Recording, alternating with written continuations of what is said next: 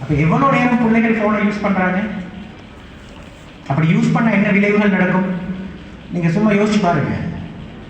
ஒரு ஆளுத ரிசர்ச் சொல்லுது, அளவுக்கு மிச்சம் பிள்ளைகள் phone electronic media screen use பண்ண ஸ்டார்ட் பண்ணினால் பிள்ளைங்களுடைய ஞாபக சக்தி குறைய ஆரம்பிக்கிறது. மெமரி இம்பேர்மெண்ட் கட்டாயம் வரும். பிள்ளைகளுடைய பேஷன்ஸ் லெவல், பொறுமை குறைந்து போகும். என்ன பிள்ளைங்களுக்கு நீங்கள் பாருங்கள், ஒரு டிக்டாக் கொண்டு பார்த்தாலும் இல்லாட்டி என்னமாலும் ஒரு ஷார்ட்ஸ் ஒன்று பார்த்தாலும் பிள்ளை என்ன செய்யும்? ஒரு வீடியோ எப்பயாவது பார்த்து கொண்டிருக்கிறது பார்த்துக்கிறீங்களா? ரைட், ஸ்க்ரோல் பண்ணி தான் இருக்கும். பொறுமை இல்லை, பேஷன்ஸ் குறைஞ்சிடும். ரைட், இதை நீங்கள் பார்க்கலாம். மூணாவது என்ன பிரச்சனை? பிள்ளைக்கு அகாடமி, அதாவது படிக்கிறதுல இருக்கிற இன்ட்ரெஸ்ட் மொத்தமாக குறைஞ்சி போயிடும். இது மூணாவது பிரச்சனை. அந்த பிள்ளையோட பர்சனல் ஹைஜீன், சாப்பிட்றது, டைமுக்கு குளிக்கிறது, டைமுக்கு தொழுகிறது, டைமுக்கு ஓதுறது, உமா சொல்றது ஒபே பண்ணுறது, ஹோம் ஒர்க் செய்கிறது, இது எல்லாமே ஃபுல்லாக கட் ஆஃப் ஆயிடும். Performance wise low. நீங்கள் பாருங்க, இது நீங்கள் எங்களோட வீடுகளில் நாங்கள் பார்க்குற விஷயம். நீங்கள் சும்மா யோசிச்சு பாருங்க, புள்ளோட கையில் ஃபோன் வந்த பிறகு புள்ளோட பர்ஃபார்மன்ஸ் எப்படி, ப்ரே பண்ணுறது எப்படி, சொல்லு கேட்குறது எப்படி, கையில் ஃபோன் கொடுத்த பிறகு எப்படி, நீங்கள் சும்மா யோசிச்சு பாருங்க. நீங்களே அனலைஸ் பண்ணி பாருங்களேன். இது யாரை ஃபோனை கொண்டு இது கொடுக்குறது? இந்த ஃபோனை யாரு கொடுக்குறது? புள்ள வாங்குதா? இல்லையே. 15 வயசு பிள்ளை வந்துட்டு சம்டைம் காசு சேர்த்து வாங்குற பழக்கம் ஒன்று இருக்கும்.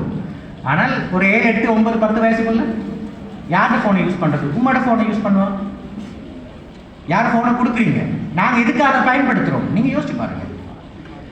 ஒரு அறிஞர் சொல்கிறார், நீங்கள் ஒரு புள்ளோட கையில் ஃபோனை வாங்கி கொடுக்குறதும் உண்டு, ஒரு கையில் ஒரு டப்பால ஹெரோயினை போட்டு கையில் கொடுக்குறதும் உண்டு சொல்கிறேன்.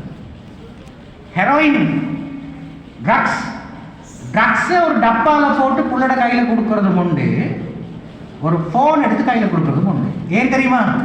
சயின்டிஃபிக்கலி ஒரு ஹெரோயின் என்ன சேஞ்சஸ் ஏற்படுத்துமோ பிரைன்ல, இந்த சேம் சேஞ்சஸ் ஏற்படுத்தும் ஒரு ஆள் யூஸ் பண்ற ஃபோன். அதே எல்லா சேஞ்சஸும் ஏற்படுத்தும். அது அடிக்ஷன்.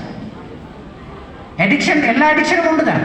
ஃபோன் அடிக்ஷனும் உண்டு, ட்ரக் அடிக்ஷனும் உண்டு, ஆல்கஹால் அடிக்ஷனும் உண்டு, ஸ்மோக்கிங், இந்த நிக்கோட்டின் அடிக்ஷன், இது எல்லாமே உண்டு தான். ஒன்றும் வித்தியாசம் இல்லை. எல்லாத்தோட பிரைன் ஃபங்க்ஷனும் ஒரே மாதிரி தான் இருக்கும். பர்ஃபார்மன்ஸ் குறையும், பிஹேவியரல் சேஞ்சஸ் வரும், இமோஷனல் இம்பேலன்ஸ்ட் ஆகும், எல்லாமே மாறி போகும். ஸோ எலக்ட்ரானிக் மீடியா, அந்த ஸ்க்ரீன் விஷயத்தில் பேரண்ட்ஸ் ரொம்ப கண்ணும் கருத்துமா இருக்கணும். ஒன்று பர்ஃபார்மன்ஸ் குறைஞ்சி போகுது, நல்லா ஞாபகம் வச்சுக்கோங்க. எஜுகேஷன் விரும்புறீங்களா? எஜுகேஷன் நல்லா புள்ள டெவலப் ஆகணும்னு விரும்புனீங்க அப்படின்னா நல்லா ஞாபகம் வச்சுக்கோங்க, இந்த எலக்ட்ரானிக் மீடியாவை கவனமாக யூஸ் பண்ணுறதுக்கு பிள்ளைங்களுக்கு படிச்சு கொடுங்க. யூஸ் பண்ண வானம்னு சொல்லலை, யூஸ் பண்ணணும். பட் எப்படி யூஸ் பண்ணணும்ன்றதை படிச்சு கொடுங்க. நம்பர் 1. நம்பர் 2, ரெண்டாவது இலங்கையில் இருக்கிற முக்கியமான பிரச்சனை என்ன தெரியுமா? இதை உங்களுக்கு சில நேரம் நான் சொல்ற நேரம் உங்களுக்கு தெரிஞ்சிருக்கும், சம்டைம் தெரியாது. இப்படியெல்லாம் பிரச்சனை இருக்குதுன்னு நீங்க யோசிப்பீங்க. ரெண்டாவது முக்கியமான பிரச்சனை, பிள்ளைகள் என்ன செய்யறாங்கன்னா மோசமான வலைதளங்களை பார்ப்பதற்கு ஆரம்பிக்கிறார்கள். நான் உங்களுக்கு எக்ஸாம்பிள் சொல்லுவேன். எந்தெந்த ஸ்கூல்ஸ்ல எத்தனை மாணவர்கள், எத்தனை பேரண்ட்ஸ் என்கிட்ட கூட்டிட்டு வந்திருக்கிறாங்கன்னு சொல்லிட்டு. கிளியர்? ஃப்ரெண்ட்ஸ் மூலமாக ஷேர் பண்ணப்படுற சில லிங்க்ஸ், அவங்க பேசுற விஷயங்கள், டாபிக்ஸ், பிள்ளைகள் என்னென்னலாம் டைப் பண்ணி பார்க்குறாங்க என்று என்கிட்ட டேட்டா பேஸ் இருக்குது. சில பேரண்ட்ஸை கூட்டிட்டு வந்துக்கிறாங்க, ஃபோனை தூக்கி டப் எடுத்துக்கொண்டு என் புள்ள என்ன பார்க்குதுன்னு கொஞ்சம் பாருங்க சார் என்று. பார்க்க இயலாது. மோசமான வலைத்தளங்களை பார்ப்பதற்கு ஆரம்பிக்கிறாங்கன்னு தெரியாது.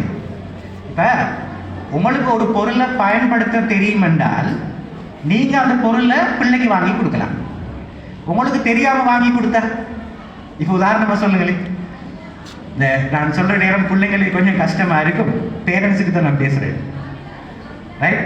உங்களுக்கு தெரியும், சில பேரண்ட்ஸுக்கு வந்து கம்ப்யூட்டர் யூஸ் பண்ண தெரியாது. ரைட்? ஹிஸ்டரி எங்க இருக்குன்னு தெரியாது, டிலீட் பண்ணா எப்படி எடுக்கிறேன்னு சொல்லி தெரியாது, ஒரு அப்ளிகேஷனை போன்ல டவுன்லோட் பண்ணிட்டு எப்படி ஹைட் பண்ணி வைக்கணும் மட்டும் பேரண்ட்ஸுக்கு தெரியாது, ஹைட் பண்ணி வச்சா அதை எப்படி கண்டுபிடிக்கிறதுன்னு தெரியாது. சரியா? நீங்க கையில போனை வாங்கி கொடுத்த பிறகு நீங்க என்ன நினைப்பீங்கடா எனக்குள்ள மோசமான ஒன்றும் பார்க்கறது இல்லையே, என்ன சம்டைம் டிக்டாக்ல வீடியோ ஒன்று பார்க்கும், இல்லாட்டி இன்ஸ்டா கொஞ்சம் பார்த்து கொண்டிருக்கும். இது எங்கட நாலேஜ், ரைட்? பிள்ளைங்க போனை யூஸ் பண்ணி என்னெல்லாம் பார்க்குறாங்கன்னு சொல்லி எனக்கு தெரியாது. எனக்கு தெரியாத ஒரு விஷயத்தை நான் எப்படி பிள்ளைக்கு கொடுக்கறது? எனக்கு யூஸ் பண்ணவே தெரியாது. அப்ப கம்ப்ளீட்டா எனக்கு எந்த அப்சர்வேஷனும் இல்லை, எந்த அப்சர்வேஷனும் இல்லாம பிள்ளைக்கு ஒரு பொருள் நாங்க கொடுக்குறோம், அது எப்படி யூஸ் பண்ணணும்னு எங்களுக்கு தெரியாது. அப்ப பிள்ளைங்கள் போனை யூஸ் பண்றது இல்லை, மிஸ்யூஸ் பண்றாங்க. மிஸ்யூஸ் பண்ண ஸ்டார்ட் பண்ணினால் அவங்களோட எல்லா பிஹேவியரல் பேட்டர்னும் இல்லாம போயிடும். நான் உங்களுக்கு சின்ன எக்ஸாம்பிள் சொல்றேன். நேத்து நைட் ஒரு பேரண்ட் எனக்கு கால் பண்றாங்க. இந்த போய் எனக்கு அந்த ஒரு போய் என்ன கூட்டி கொண்டு வந்தாங்க 2 டேஸ்க்கு முதல்ல. நேத்து நைட் அந்த பேரண்ட் எனக்கு கால் பண்றாங்க, மகன் கத்தியால கையை வெட்டி கொண்டாரு. நேத்து நைட் என்ன செய்ய டாக்டர், கத்தியால கையை ஏன் வெட்டி கொண்டாரு? நாங்க போன் கொடுக்கறது கொஞ்சம் ஸ்ட்ரிக்ட் பண்ணினோம், கையை வெட்டி கொண்டாரு. சரியா? நீங்க சும்மா யோசிச்சு பாருங்க, வீட்டுல என்னென்ன நடக்குதுன்னு யோசிச்சு பாருங்க. போன் இல்ல என்றதுக்காக உங்களுக்கு தெரியுமா 2-3 இயர்ஸ்க்கு முதல்ல கட்டுக்கஸ்தோட்ட பாலத்துல இருந்து அந்த இதுல பாஞ்ச ஒரு பிள்ளை ஒன்று போன் கையில கொடுக்கல என்றதுக்காக. வீட்டை விட்டு வெளியில போன பிள்ளைகள் இருக்கிறாங்க. வீட்டில் இருக்கிற என்ன சொல்றது, கபர்ட்ல இருக்கிற அந்த காசெல்லாம் எடுத்துக்கொண்டு போயிட்டு களவு எடுத்துட்டு போயிட்டு வாங்கின பிள்ளைகள் இருக்கிறாங்க. ஸோ கம்ப்ளீட்லி நீங்க யோசிச்சீங்கன்னா என்ன நடக்குதுன்னு பாத்தீங்களா,